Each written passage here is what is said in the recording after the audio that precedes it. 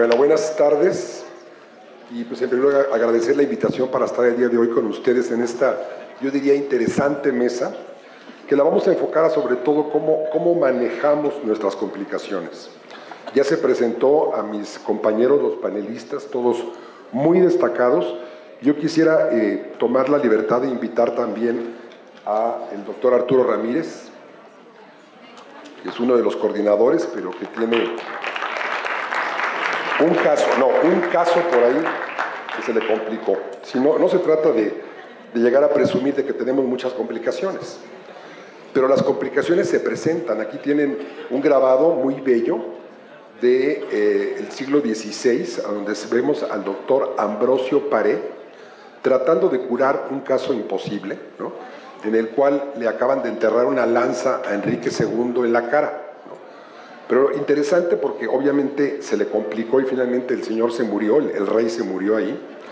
Pero observen la asepsia tan cuidadosa que tiene al abordar el problema, el ayudante que tiene un pollo ahí colgando, ¿no?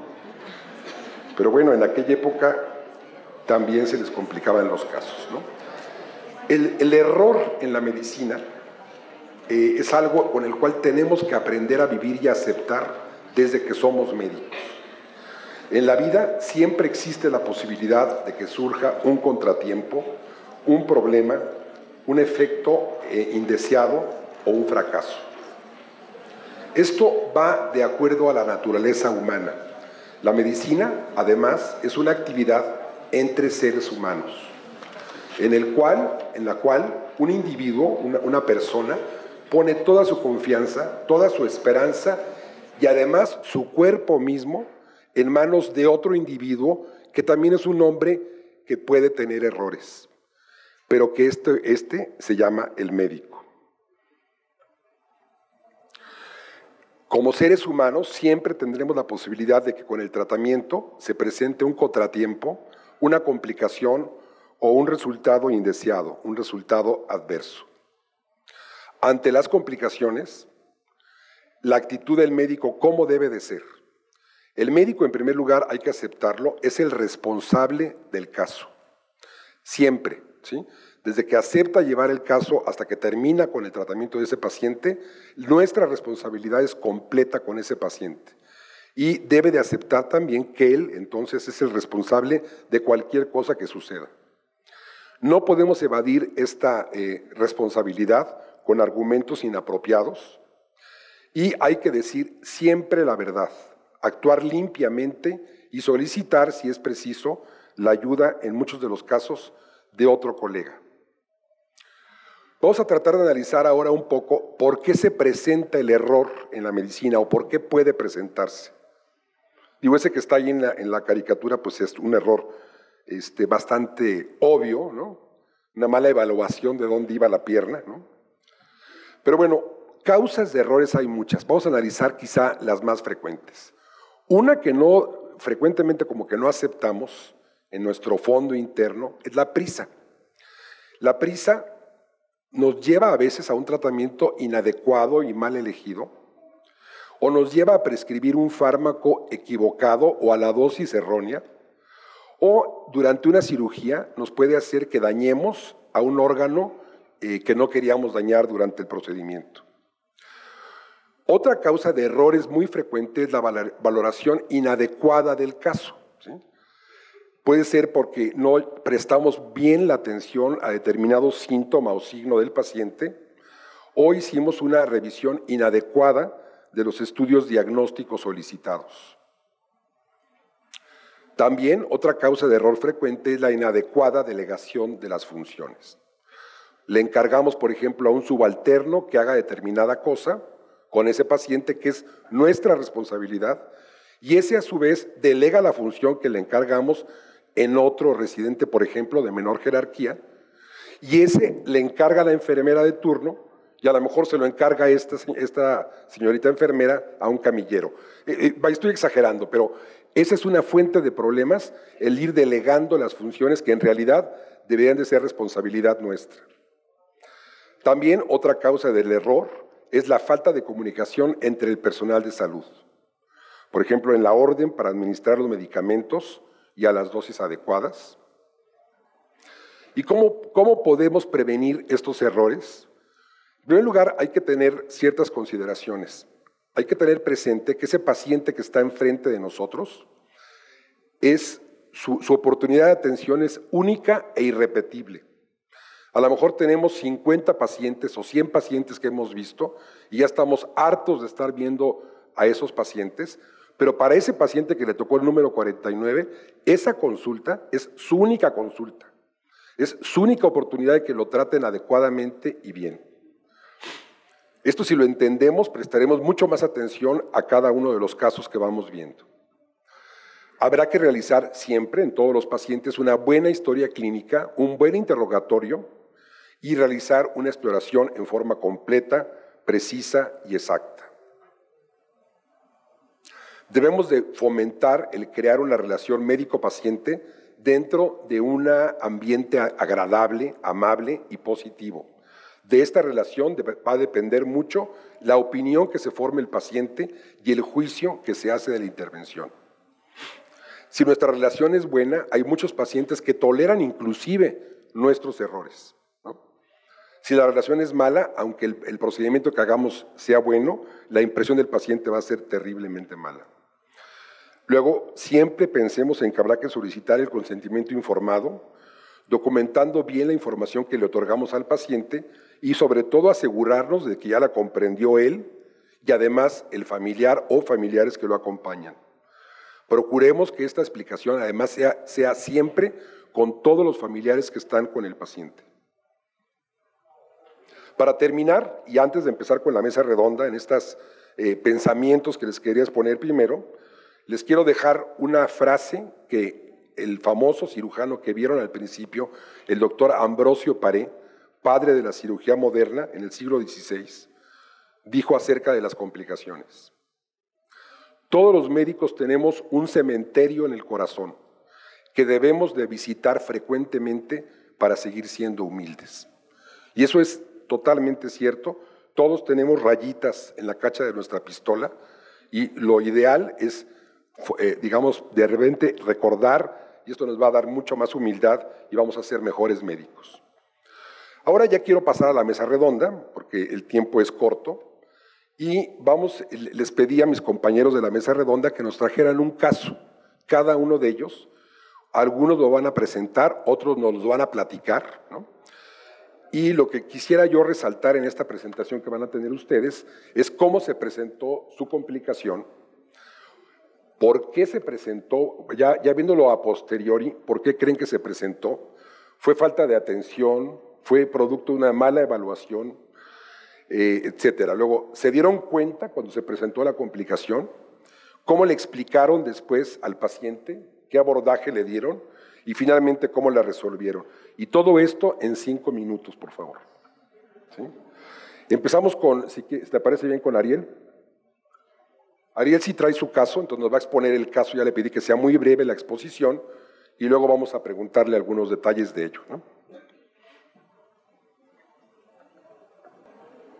Bueno, les voy contando. Es una paciente de 62 años aproximadamente que concurre al hospital, al servicio de órbita, párpados y vías lagrimales, por una necesidad de mejora cosmética. Les quiero mostrar. Ahí estamos. Bueno, como ven, es una señora con un exceso de peso en los párpados superiores, en los párpados inferiores, entonces lo que se le ofrece es hacer una blefaroplastía de párpados superiores, párpados inferiores, aprovechar en ese momento para que el párpado superior suba a la altura que tiene que ir y el párpado inferior también para que no muestre esa exposición escleral. Entonces nos dedicamos a la cirugía y la señora al mes de la cirugía, nosotros estamos bastante contentos con el resultado, pero con el pequeño detalle que se queja amargamente de las molestias en el ojo izquierdo. Es decir, tenemos un párpado flácido, un floppy eyelid que fue pasado por alto. ¿Qué tenemos que hacer? Tenemos que solucionar esto. Vamos a hacer una cuña de párpados superiores. Hacemos la cuña de párpados superiores, es un posoperatorio inmediato, todavía tiene las suturas, ven cierta angulación externa temporal superior, pero eso no es todo, sino que el pequeño detalle es que tenemos una dehiscencia a nivel de la piel porque los tejidos entre el tarso externo y el tarso medial en esta tarsectomía nos encontramos que había una diferencia muy grande y que a la hora de tratar de cubrir tejidos nos empezó a faltar y que rápidamente se hizo esa disencia. ¿Qué hicimos? Un injerto de piel para poder solucionar ese problema. El injerto de piel, ahí va, se va integrando, pasan los meses, pasa casi todo el año, vemos a la paciente con un muy buen aspecto, salvo por el pequeño detalle que el injerto se empezó a contraer. Al contraer produce una retracción del párpado y esta mujer tenía una tendencia muy grande a contraer sus cejas. Se trató con toxina botulínica, pero no podíamos obligarla a vivir con toxina botulínica en una cirugía que ella no había planeado. ¿Qué hacemos? Nos dedicamos a ponerle otra vez injertos, ahora sí en los dos párpados, para que la cantidad de piel entre párpados y entre cejas y pestañas sea suficiente para que ella pueda subirlos. Pasaron los años y esto es una foto de la semana pasada. Esta es una paciente bastante fiel a pesar de nuestras manos. Como pueden ver, los injertos se integraron perfectamente, tiene un muy buen cierre, ya no tiene el floppy eyelid y a pesar de la retracción que teníamos o del achinamiento que teníamos del párpado derecho, se puso en una posición bastante buena. Si ustedes comparan entre el antes y el después, realmente no hay mucho que felicitarnos. Pero lo que sí es estar encima del paciente y sí, por supuesto, no dejarla nunca de lado. Muy bonito, Ariel, el caso de la exposición. Pero a ver, rápidamente, varias preguntas. ¿Y nunca le explicaste la posibilidad esa de tener esa complicación inicial, la primera vez? No, esa no es una complicación inicial, eso es una mala valoración. O sea, es derivada de una mala evaluación inicial del paciente. Mala valoración inicial. Es una persona que tiene el floppy eyelid desde entrada y que si uno tensa un párpado inferior, obviamente el párpado superior se va a colgar. Entonces eso es muy común en pacientes que han tenido cambios de peso muy grandes y que es un problema muy grande para el paciente, porque pasa de una cirugía cosmética a un desastre funcional de la córnea. ¿Y por qué ya ha pasado el tiempo y analizando este caso, por qué crees que haya sucedido esto? ¿Tenías prisa en ese momento de la evaluación inicial, a lo mejor, o lo pasaste por alto esa posibilidad? No, yo creo que la pasé por alto. Yo creo que la pasamos por alto completamente y eso fue el error, ¿no? Este es un caso del fin de mi becariado. Luego, lo que llama la atención también, que lo mencionaste tú mismo, es esa buena relación con tu paciente, ¿no? El paciente sigue trayendo. O sea, el paciente, decíamos, puede soportar todo a veces, ¿no? Pero si tú le explicas y lo tratas bien y siente que no lo abandonas nunca en esta secuencia de eventos, pues te sigue yendo a ver y finalmente pues termina bien el caso, ¿no? Y una cosa que es importante es que nunca se le dijo te voy a operar gratis.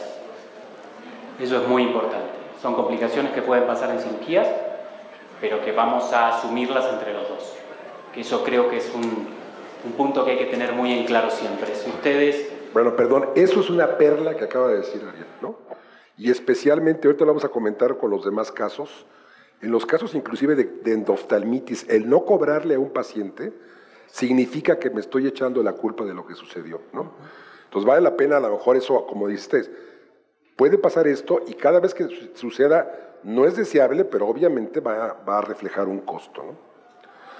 Muy bien, muchas gracias Ariel. Ahorita saldrá algún otro comentario, ¿no?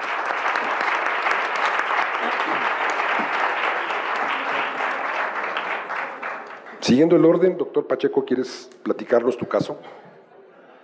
También breve la exposición, así como la anterior, para poderlo discutir, ¿no? Seré muy breve. Bien, lo que me ponen las diapositivas. Bien, vamos a presentar un caso, una complicación de LASIK, que es una cirugía que seguramente muchos de ustedes van a hacer cuando acaben la residencia. Afortunadamente, los casos de LASIK, los que se complican, afortunadamente son pocos. Sin embargo, cuando se nos complica uno, nos quita el sueño, bajamos de peso y pasan 1000 cosas. Entonces, pues bueno. Sí, está montado, ¿no? Vamos a hablar un poco de esto. ¿La que sigue? Adelante, sí. ¿Cómo le cambió? ¿La que sigue? Ok. Bien, voy a hablar. ¿De qué lado? Okay. Sí. Bien, es un paciente masculino de 37 años de edad que acude con esa acudeza visual de 2400 y con la refracción que estamos viendo ahí. Todo muy tranquilo. Vemos que el segmento anterior completamente normal, La presión intraocular en ese momento de 16 milímetros de mercurio, todo normal. Fondo de ojo dilatado, normal. En pocas palabras, estaba de pechito, como decimos, ¿no? Un LASIK de pechito. La topografía también no me voy a detener mucho, pero como ven, los patrones en banda anterior y posterior conservados, el moño ortogonal, simétrico, ligeramente delgado a paquito de 500 a lo mejor, pero todo normal, como lo pueden ver ahí, ¿no? Adelante otro. Bien, se operó con un equipo Schwinn Amaris de séptima generación y un microqueratomo Carriazo Barraquer, que estos son pendulares, hacen su bisagra superior. Durante la cirugía no hubo ningún problema y todo estuvo perfectamente bien. Antes, por favor.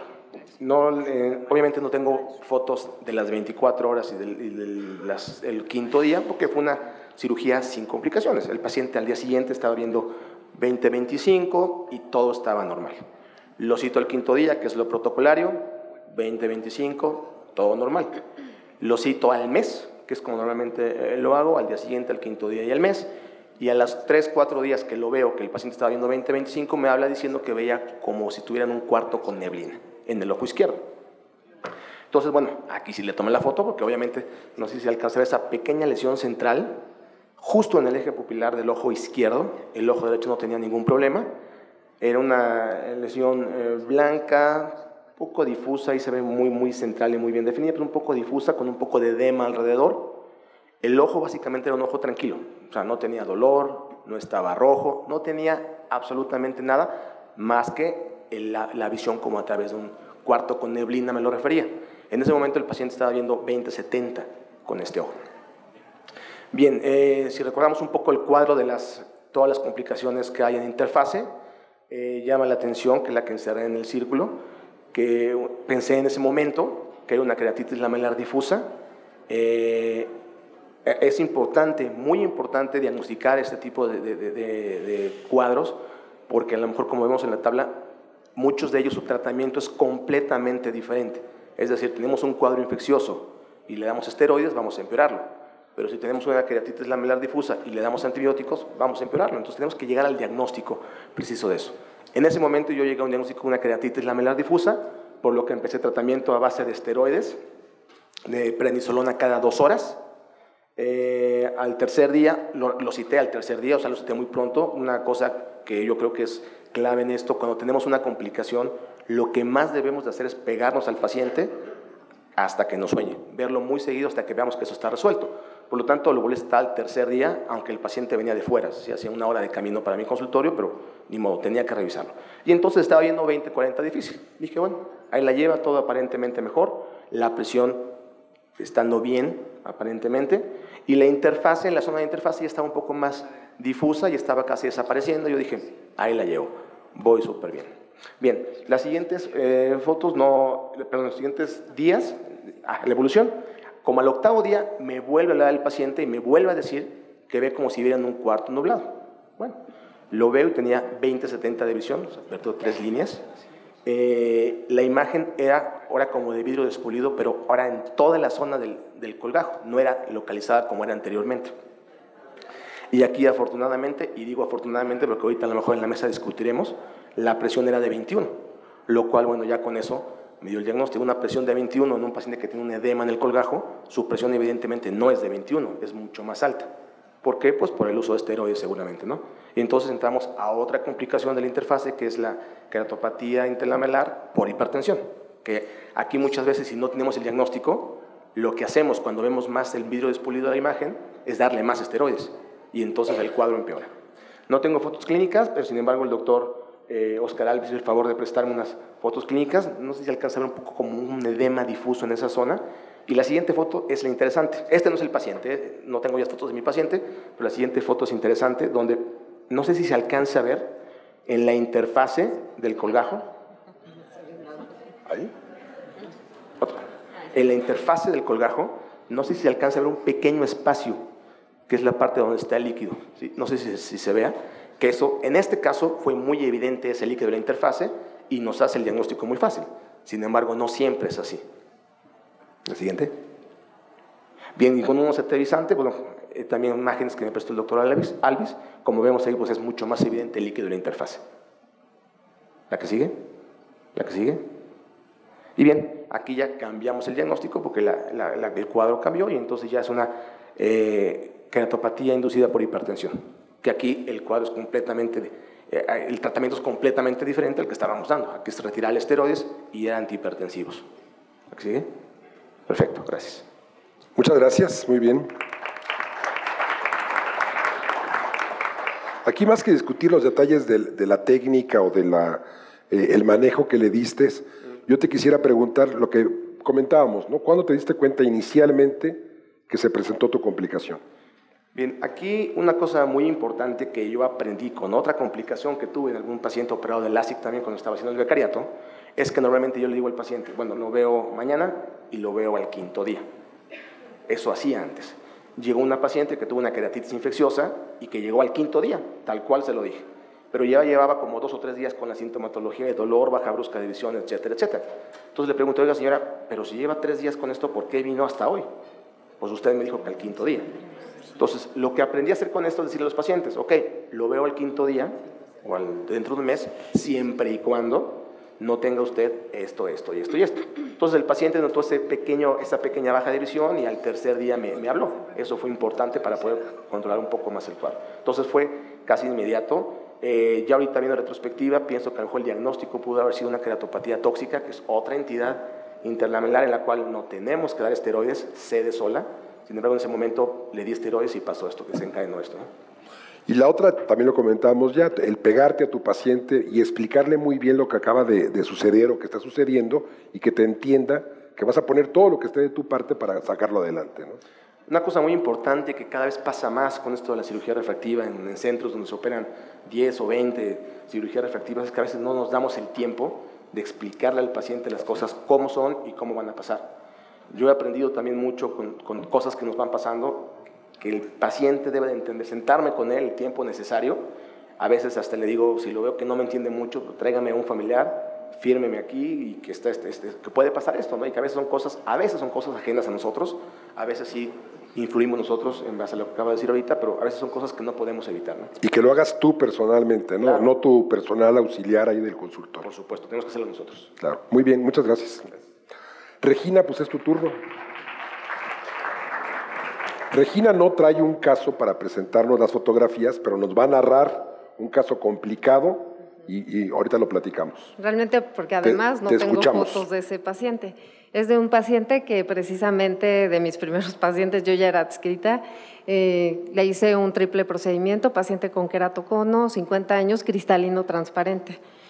Hace muchos años la tendencia era que si le hacíamos una QPP, de una vez les quitábamos el cristalino para evitarles la cirugía posterior y que hubiera mayor pérdida de células endoteliales. Entonces, en el mismo acto quirúrgico, bueno, quité el cristalino, puse su lente intraocular y en el momento que yo iba en el 4º punto, el paciente se despertó. Entonces, al momento de despertarse, levanta la cabeza y el instinto es ponerle el dedo, obviamente, en el ojo, si no se hubiera vaciado. Obviamente, pues se había salido el anestesiólogo, en ese momento un gritadero, viene el anestesiólogo y ya cuando vemos, pues obviamente el lente ya estaba por acá afuera, el vítreo de fuera. Obviamente son de las peores cosas que te pueden suceder porque obviamente una cirugía que iba muy bien, de repente se te complicó todo. Entonces, en ese paciente, pues la verdad es que yo estaba súper nerviosa, en ese momento me ayudó la que estaba ayudándome, para que yo me calmara, porque yo estaba peor, yo creo que me sentía muy mal. Posteriormente hicimos vitrecto, le pusimos el botón la verdad es que falló por completo, porque obviamente después del apretón, pues se perdió. Tuvimos que decirle al paciente pues, que se había presentado una complicación en la cual no habíamos podido poner el lente y que estaba inflamado el ojo. Posteriormente le hicimos una nueva QPP y lo dejamos áfaco.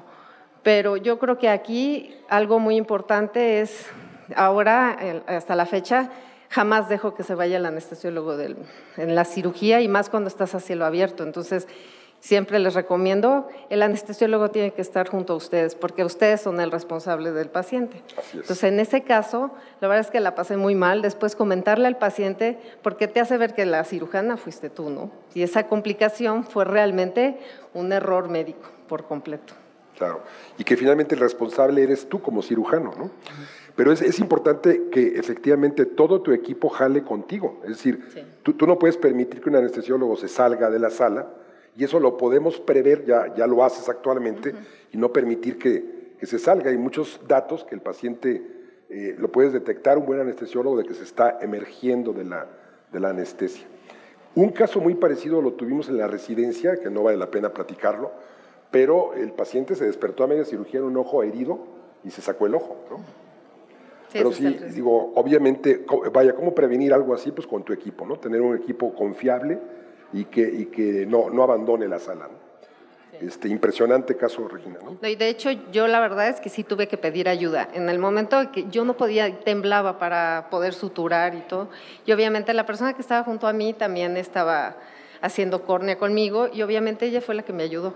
Y ya posteriormente ya me tranquilicé y pude hablar con los familiares. La verdad es que no sabía ni cómo decirles, claro. Pero sí, yo creo que eso es algo que les recomiendo. Siempre cerciórense que esté todo el equipo necesario para evitar ese tipo de complicaciones. Claro. Muy bien. La doctora Sandra Sarmina sí nos trae un caso que nos va a platicar y va a mostrarnos, ¿no? Ya tenemos poco tiempo. Yo no sé si nos dé tiempo, Arturo, contigo, pero bueno, podemos comentar. Bueno, yo les traigo un caso, es un caso chiquito, es un caso mío. Y si me pasan la primera, por favor. Es una paciente femenina de 62 años que tiene glaucoma primario de ángulo abierto y fue programada, tenía ya un escotoma en área de Jerrum. La que sigue, por favor. Tenía ya un escotoma en área de Jerrum. Estaba con tratamiento máximo tópico y tenía 26 de presión. Entonces fue programada para una trabeculectomía con mitomicina. La que sigue, por favor. Y pues a la hora de estarla operando tenemos un desgarro conjuntival. Ahí en medio del círculo vemos el agujero. Es un agujero grande, pero no se ve muy claramente, pero si se fijan ustedes, está ya marcado en la cartera escleral y el agujero queda exactamente sobre la cartera escleral. La siguiente, por favor. ¿Por qué nos pasó? Como decía Federico, bueno, pues tuvimos una incorrecta valoración preoperatoria. La conjuntiva aparentemente, si ustedes la ven, se veía bien, era una conjuntiva hiperémica, pero la paciente estaba usando análogo. Entonces no nos llamó mucho la atención, no probamos con el hisopo y dimos por hecho que tenía una conjuntiva que era monísima. También utilizamos una pinza con diente. Y también puede pasar que haya un exceso de tracción en el momento de que estamos deteniendo la conjuntiva para hacer la disección. Entonces, ¿qué hicimos? En este paciente me preocupaba enormemente el que fuera con mitomicina. Ya le habíamos puesto la mitomicina cuando se le hizo el agujero y pues el pronóstico es bastante reservado.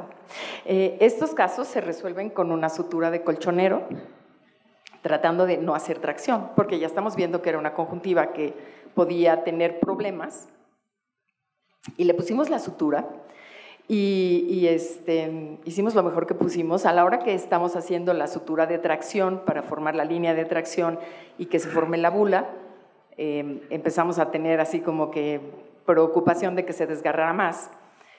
Terminamos sin traccionar demasiado, y obviamente al día siguiente tenía Seidel. Lindo, así, en chorros. Entonces le tuvimos que poner un lente de contacto y después de un par de semanas de estarlo cuidando porque el Seidel no estaba tan fácil, etcétera, la paciente selló, pero pues también la trabe. Entonces le tuvimos que explicar a la paciente, ¿no?, que habíamos tenido una mala valoración, que la conjuntiva habíamos tenido un agujerito, que el agujerito estaba sacando más líquido del que queríamos, y entonces pues que existía muy alta posibilidad de que su trabe se sellara con el lente de contacto, lo cual pasó. Híjole, no sé, Arturo, ¿tendremos tiempo? ¿3 minutos? 3 minutos. ¿Sí? Sí. Bueno, Arturo lo invité porque acaba de tener una pequeña complicación hace poquito, y entonces te quisiera preguntar, que lo expongas rápido y preguntarte algunas cosas del manejo. Básicamente es una cirugía de catarata sin prisa, sin nada convencional, nada extraño a una cirugía de catarata convencional en mis manos. ¿Bien evaluada? Bien evaluada, a una revisión posoperatoria día 1 prístina, excelente, el resultado adecuado. y a las 48 horas acude por urgencia conmigo con una endoftalmitis aguda de un lente trifocal en paciente privado. Entonces uno evalúa… A ver, detente en ese momento. Digo, porque es impresionante y a todos yo creo que a todos nos ha pasado. En ese primer momento, ¿qué te hizo pensar que era una endoftalmitis? Porque hay como un diablito y un angelito que están todo el tiempo junto a ti, ¿no? Claro. Y entonces, por un lado te está diciendo, no es una endoftalmitis, está un poco inflamado, ¿no? Por otro lado, aquí en la oreja dices, sí puede ser endoftalmitis. O sea, platícanos ese momento porque es muy importante para los residentes, ¿no? El momento es crucial porque uno se acerca a la lámpara de hendidura con el angelito diciendo el paciente está inflamado, no se puso sus gotas ayer, y al momento de estar en la lámpara de hendidura y ver los signos clínicos de endoftalmitis, el diablo se carcajea.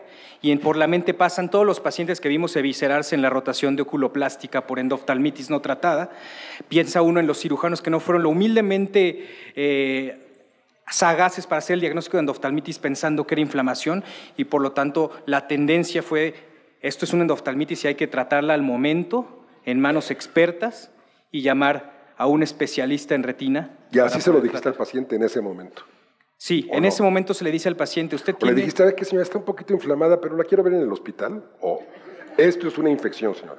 Digo, lo más probable es que en este momento usted esté con la peor complicación de una cirugía de catarata, que es una infección dentro del ojo. Y se quiso morir la pobre señora. Sí. Se quiso morir la señora. Afortunadamente mi paciente tuvo una frase que dijo, probablemente sea porque ayer me bañé con agua muy fría. Eso es seguro, ¿eh? Claro. Señor, yo no voy a contradecir su juicio. Claro. Claro, eso era. Pero dentro de las complicaciones de cirugía de catarata que firmó en una carta de consentimiento informado, que hay que estar muy precisos en las cartas de consentimiento informado, existe una norma oficial mexicana que habla que las cartas de consentimiento informado deben tener riesgos, beneficios y alternativas. Y dentro de los riesgos de la cirugía de catarata, por más pequeño que sea, está la endoftalmitis. Claro. Oye, bueno, finalmente la idea es no despegarte del paciente y auxiliarte de todo un equipo médico, ¿no? Así es, el abordaje fue multidisciplinario, primero para la confirmación del diagnóstico por métodos ecográficos, se observó la celularidad vítrea, la formación de pseudomembranas, y después el cirujano de retina que actuó en el momento, iniciando el tratamiento de endoftalmitis con intravítreos, puesto que no se veía para hacer una vitrectomía temprana. En cuanto se logró tener una buena visualización del vítreo central, se procedió a hacer una limpieza de este material del vítreo y el tercer intravítreo, y ahora el paciente le hace a uno aprender a tener ya gozo con las agudezas visuales de los retinólogos. Yo estoy feliz que mi paciente ya está viendo 20/100. Vaya, hasta que nos comprendiste. Claro que sí. Oye, vamos a dar por terminada esta mesa con un breve mensaje de cada uno de ustedes a todos los muchachos, como una perla, algo que les quieran aconsejar en las complicaciones. Considerando que, acuérdense, todos las vamos a tener, y aquí la diferencia de cómo nos va a ir es cómo las manejamos y cómo abordamos el problema. Arturo, finalmente, un mensaje final. Comunicación clara y concisa con el paciente. Perfecto. Sandra. Una correcta valoración preoperatoria y mucho cuidado en el manejo de los tejidos, especialmente en glaucoma. La conjuntiva no es un pellejo, es importante. Claro. Regina. A todo procedimiento, coméntenles cuáles son los riesgos, porque si sucede y no ustedes se lo comentaron, bueno, les iría bastante mal. Entonces, siempre comentar todos los riesgos. Doctor Pacheco, algo breve de mensaje final. Pues ser humildes y aceptar cuando tenemos una complicación, pues pedir ayuda y sobre todo pegarnos al paciente. Importante. Lo que normalmente no hacemos es despegarnos, decirle, pues le damos largas, no lo vemos, al contrario, que pegarnos más con ellos. Ariel, finalmente. Es una responsabilidad compartida. Así es, muy bien. Muchas gracias por sus presentaciones y a ustedes por su paciencia.